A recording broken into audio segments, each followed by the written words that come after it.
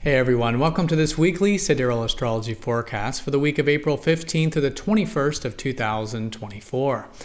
All right, so this week is a very important week astrologically. Of course, we're in the solar eclipse month still, and so it is a very important month for that reason alone. However, this week we do have Jupiter, the planet of expansion, going over progressive Uranus.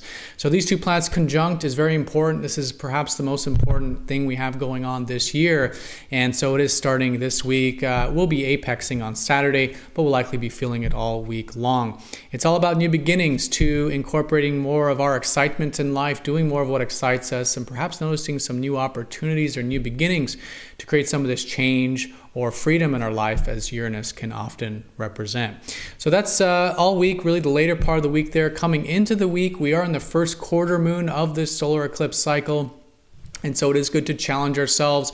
We may come to our first challenges of this lunar eclipse month. And so anything that can be challenging ourselves to implement and move forward, I think is fantastic. We've got Mars joining all the other planets in Pisces at the moment. So there is a lot of that receptive energy still. And Mars joining that around Wednesday can really add to the fact that it's been important to connect more with our soul right now, to do what's more soul fulfilling, work on our mental health, spiritual health, and with Mars, take action in a way that is soul aligned. All right, and then we've got a lot of aspects over the weekend. We've got Mercury still retrograde, of course. There's a lot still to be rethought, relooked at, reconsidered from a different lens. We've got the Sun entering Aries on Sunday, going to add a little bit of initiative going into next week. While the Sun squares Pluto, which could be a bit empowering over Sunday as well. So let's go and take a look at all of this here in more detail when we return.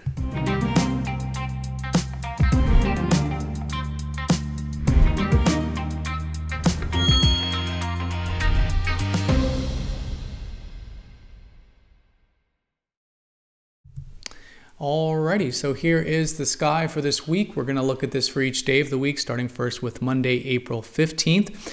And as you can see here, we are using the visible sky on this channel, which is very different from mainstream astrology.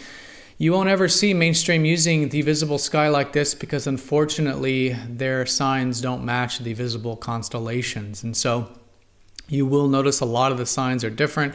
For example, if you're expecting me to say that a bunch of planets are in Aries right now, but I'm saying they're in Pisces and you're wondering why, definitely check out the link down below on using the visible sky called True Sidereal Astrology. All right, so a lot going on this week, as you can see here, even with the aspects and the fact that we are in this solar eclipse month is very important. So let's go and just break this down very simply, one day at a time. Coming into the week, we of course still have a lot of planets in receptive Pisces. Pisces has been, and really with the solar eclipse that just happened in Pisces, has been a time of connecting more with our soul. Pisces, the fish, is all about going a little bit more with the flow in life, doing things that are a little bit more soul aligned, releasing attachment a little bit, having a little bit of that connectivity that can help us bring in more spiritual health, less stress, more spiritual connection, and I would say fundamentally to do things that are more soul fulfilling for us and soul nourishing for us in our lives. So that is definitely the case this week. And what I would say is a good way to challenge ourselves this early part is going to be with that, but how can we do that receptive Pisces stuff in a way that's very practical? Okay, so the moon will be in Gemini the first part of Monday, then going into Cancer late Monday into Tuesday. And so this part of the sky does square up to, is very different from that Pisces energy. And that's why the first quarter is the time to challenge ourselves. It's very different. It's where we can really integrate two very different energies. So receptivity of Pisces with the practicality of Gemini. Gemini is the side that wants to make sure that everything is tangible. It can be applied to everyday life. It can be understood mentally and rationally and logically. And so how can we connect both with our soul and our rational minds, we can say, coming into the week, or our spiritual lives with our practical lives, and how to integrate these two. And again, anything that challenges ourselves to do that is fantastic. And I would say, just to put it very simply, any new perspectives since early last week, any new things you've started to develop in your life since early last week, it's just all in all really good to challenge yourself with, to implement this early part of the week. Then the moon will shift into Cancer late Monday and all day Tuesday. This part of Cancer does also still somewhat square that Pisces. And so here in this sense, even though they are two fellow water signs, here challenging ourselves for the protective qualities of life. Cancer, the crab, is all about creating a protective environment for ourselves and others, connecting more to our feelings, more to our past, more to the people that are important to us on a personal level, like family-like connections, but our nurturing side and our caring side. And so really good for accessing some of that. How can we still be receptive, yet at the same time be protective and connect to our personal lives on that same level. All right, so that's the first quarter coming into this week, early part of the week. Mercury is retrograde, so again, it's still a good week of rethinking, rehashing, redoing, and experimenting. And one of the good areas of doing that around Monday and Tuesday, I would say, is with Chiron the healer. So anything involving healing, whether it's physical healing, spiritual, mental, emotional healing, whatever it is, anything you want to kind of figure out, maybe work on, maybe experiment a little bit with, can be very healing and therapeutic. And perhaps there's some new things to be uncovered with that during the retrograde. Mercury will pass back over Chiron after Mercury goes direct next week. And so in a couple weeks here, this will be another connection to this. But right now, I think it's great to be rethinking and rehashing. And in this case, perhaps in regards to the healing energies of life, Monday and Tuesday. Now, as we start to get into Wednesday, we'll start to notice more of the momentum of the lunar cycle. We'll come out of the square. We'll enter into more of a trinal energy. And this will be between Leo. And so the moon will be in Leo here Wednesday, Thursday, and Friday. And Leo is all about self-expression. So a good middle part of the week to express ourselves. Leo is the part that wants to connect to what we love in life, whether it's our hobbies, interests, creative pursuits, things we find fun and entertaining, or our relationships as well, connecting to those we love and we want to spend time with and express ourselves with. So a good time to connect to that heart-centered approach to life, do what we love, connect to the people we love, and in this way let out some of that love, some of that self-expression, some of that passion that Leo can really symbolize. And that's, again, can be quite supportive as we'll start to be noticing some of that momentum building in this phase of the solar eclipse month that we're currently in. So now I want to take the time to talk about the very important aspect that we have this year, Jupiter conjunct Uranus. Now, technically, it's not going exact until about late Saturday, early Sunday for all of us, but we are going to definitely start to feel it, particularly the later part of this week. So two outer planets coming together, very important. We've got Jupiter, the planet of expansion. We've got Uranus, the planet of our excitement, our true self, the part of ourself that wants to act on our excitement, have more freedom in our life, act more spontaneously, do things that speak more to that excitement. And so Jupiter is going to be expanding that. Now, this is going to get more activated in a more day-to-day practical sense early next month when we have the next new moon. The next new moon will be conjoining this, making it more real and more everyday. However, this week, I think it's great to perhaps start to embody more of this, embody more of that true self, and perhaps noticing some new opportunities or new perspectives, or quite literally for some of us, new things already starting to emerge out of this type of energy. Things that we can, again, maybe notice are quite exciting, different, unorthodox, getting outside our comfort zone, but also, again, speaking to that true self. And so good to be open-minded, good to allow in some of that, free-spiritedness that both of these planets can activate, of course, with a sense of groundedness, but still seeing these potentials, seeing these visionary things, maybe some of these opportunities that can be healthfully acted upon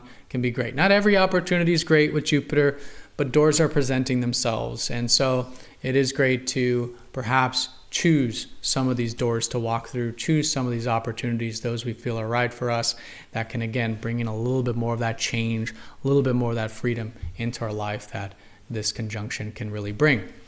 Now, as these planets conjoin, they are starting to enter Taurus. Uranus will be in Taurus for the next 10 years. Jupiter will be here for the next year, roughly. And so in this case, Taurus is about groundingness. Taurus is about connecting to our inner resources and also our outer resources as well. But first, it starts with inner resources: self-worth, self-value, self-trust, self-belief, and connecting that inner strength, that inner core. As a result of that, of course, it can mean things manifesting from that, resources, finances perhaps, but just a good time to connect more with the earth, Mother Nature, more of that abundances of life. So even simple things, good meals, aromas, sensual stuff, relaxation, connecting to nature, gardening, agriculture. These are all things that Taurus is going to be emphasizing for the next year, and I think Jupiter will give us really a new perspective collectively on a lot of this, and Uranus for the next 10 years helping us innovate a lot of this stuff as well. So that's a slow transition into the more grounding Taurus energy, but again, anything you want to do that acts on your excitement, particularly in the areas of Taurus, of the inner and outer resources of life, are going to require some of that inner and outer resources, I think is a great way of working with this week, and like I said, for the coming months, and coming years, as we do have a lot of energy there in Taurus coming up. All right, so that's, this conjunction between Uranus and Jupiter is increasing as we get to the later part of the week. As we do get into Friday, Mars will be sextiling up to that Jupiter and Uranus, and so we do have a bit of that support there for perhaps taking some action and some initiative on that. I think we've learned a lot about action and initiative over the past year, and we could say with Uranus over the past at least 5 years now, 6 years now. And so this is these two planets leaving Aries. But Mars in a sextile can give us a little bit of an opening to perhaps act on, maybe take some actions towards some of those, let's just generalize them as free-spirited things with both of these planets. But as Mars does this, as Mars starts to get into the weekend, particularly around, even as early as Wednesday, Mars is going to start to get into that Pisces, like I was saying. So there is a lot of this watery energy, and Mars in Pisces is, I think, a very important time to align any actions towards what's more soul-fulfilling, right? Mars in Pisces can be challenging because Mars is, again, more of the ego, and Pisces is more of the spiritual. And what happens when the ego goes into the spiritual world? Well, we have things like ego death. We have things like uncertainty if we try to figure things out too much. But we also have a lot of beautiful things, which is what I think this transit's fundamentally about, which is how can we align our ego with our soul? And if you are noticing anything like lower energy, apathy, uncertainty, feeling a little lost at sea, which has, again, already been the Pisces energy, but Mars in there could perhaps add to that. If you are noticing any of that, that might be an indication that with Mars, perhaps where we're taking our actions and what we're pursuing isn't fully soul aligned yet. And so sometimes it's good to take a little bit of a step back, reconnect with our soul, all right? Be a little more receptive in the situation, and then this can help move things forward, because there can be a lot done and there can be a lot of things flowing, but it should feel more like flowing when it comes to actions when Mars is in Pisces like this. And so Mars will be here for still the next 2 months. And so starting to get into some of that receptive action this week, I think, is great. But again, nice support there with some of that perhaps new, exciting, different stuff that could be slowly coming in this week with the Jupiter-Uranus conjunction. Again, Mercury retrograde. Mercury retrograde will now be passing over Venus over the weekend. Venus is about our values and our relationships. And so perhaps thinking about our values and relationships in different ways, maybe what we enjoy, what we want to connect to in life. And so still experimenting with some of that. And again, Mercury will pass over Venus after he goes direct in the coming couple weeks here. Maybe next week he goes direct, and I believe if not next week, the following week he'll pass over Venus again. All right, but good to be flexible again with all things we're sort of thinking about, in this case with values and relationships. Now, this weekend, we will have the moon in Virgo, so Saturday and Sunday. This is gearing up for the full moon, which will be Monday of next week in Virgo. This will be our second full moon in Virgo. And so Virgo is all about the improvement side of things. And this is really important anyways because it grounds Pisces. Pisces is about the receptive, the spiritual. And Virgo is about the physical earth in the sense of what grounds spirituality is routines, health, diet, personal development, improvement, and even our work and service. And so it can be a great weekend for these kinds of things to really ground the energies of our life. And again, the full moon will help us incorporate more of that as we shift into next week there. All right, and then the last thing here is on Sunday, the sun will start to go into Aries, and so there is a little bit more of a focus on those initiatives we're talking about. Still very early, but as we get into next week, we'll probably notice a little bit more of that. More of those themes around taking action, taking initiative, and cultivating a little slowly, a little bit more of that fiery kind of energy that Aries will bring as slowly these planets start to stagger out of Pisces and go into Aries in these coming weeks. Now, the sun will be squaring Pluto as the sun transits into Aries, and so Pluto is the planet of that ego death, and so there perhaps can be collectively feeling a little bit of maybe that powerlessness or that needing to be non-attached. And I think it's a good Sunday to do that. How can we strip away the falsities of our life, really see where maybe we are giving our power away to things or people or situations that we don't really need to be, and reclaiming that power and maybe facing some fears there. Nothing major. This is a very cyclical thing with squares with the fast movers to Pluto like this. But a good week, a good Sunday, I would say, just for a little bit of that self-empowerment, a little bit of that personal transformation there. All right, everyone, so that is a lot, but let's go ahead and just simplify this for the summary. Coming into the week, we're in the first quarter moon, right? This is the phase of challenging ourselves to implement the solar eclipse that happened a week prior, early last week. And so how can we incorporate some of that receptive energy with this practical energy with Gemini and Cancer, and just really anything that you do want to challenge yourself with to implement this early part of the week, especially if it came from new perspectives since last week, I think is a great way of working with this whole early part. Now, as we start to go through the week, we'll notice a little more momentum, building energy, more support as well as we ease up out of that square and get into more of the gibbous phase of the lunar month. Here we've got Mars starting to go into Pisces midweek. So again, adding to that receptive energy, receptive action becomes very important.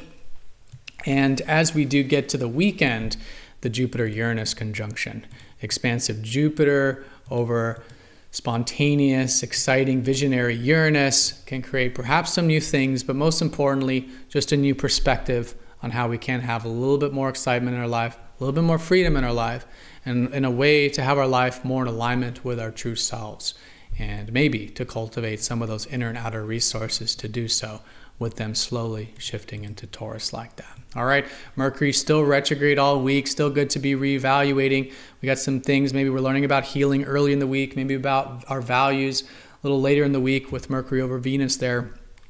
And then at the very end of the week, a little bit of reclaiming some personal power as the sun starts to transit into more initiating Aries for next week. All right, so everyone have a fantastic week. Thank you so much for watching. Be sure to click the like button if you're watching this on YouTube. And if you haven't yet checked out your True Sidereal report, there's a link down below for that where you can see all of your true sidereal signs, exactly where they were in the sky when you were born, and perhaps what some of those interpretations might mean for you. So if you haven't yet, check it out. It's down below. But again, have a great week, everyone, and I'll see you all next time for the next astrology forecast. Take care.